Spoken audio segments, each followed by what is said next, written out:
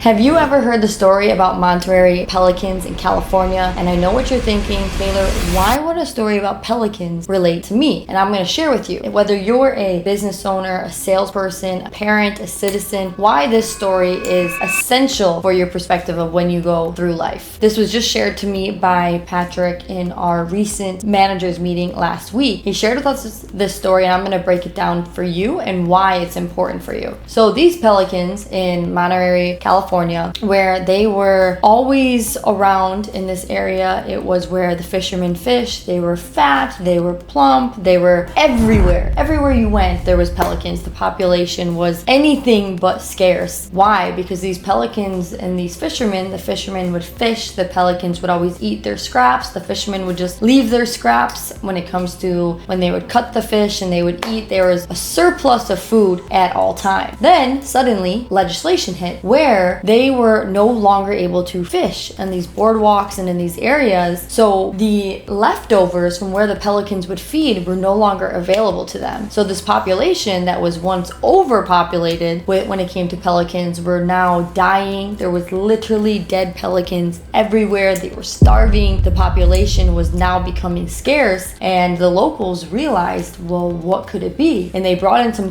consultants to diagnose the situation and figure out what happened. And what ultimately happened is those pelicans no longer knew how to hunt. They no longer knew how to fish and hunt their own food because they became so reliant, so complacent on the fishermen fishing and leaving scraps of food for them to feed off of that they lost their natural instinct to hunt. So what did they do? The consultants gave an idea to then import pelicans from Australia who did not have that problem to come into California and start hunting, going back into their natural instincts, diving into the water, getting the fish. And what they did is those pelicans from Australia then started teaching pelicans in California how to hunt again. So they went from starving, dying because they no longer knew how to hunt for their food, to then being taught by natural pelicans who still had that ability to hunt their food to then learn again, and then the population grew and they no longer were on the verge of extinction. So what does this mean to you? Well, if you're a business owner, you can't rely and get complacent on a good economy where, for example, with COVID, where everyone having all this stimulus money and this extra money to spend, that you thought business and the economy was going to be like that forever. Yes, you no longer knew how to conserve your money. You got so complacent and so fat off the economy and the stimulus money that you were unable to then react and sustain and thrive as a business when the economy then went for a downturn. That's one. In sales, if you're very reliant on a business and you're the business that you work for to give you leads, where you're no longer hunting leads, no longer asking for referrals, you are dependent on the company and you are not a hunter yourself, where you're finding your own leads and generating your own business, making you irreplaceable to the business that you work for. Again, if you're a parent and you're constantly giving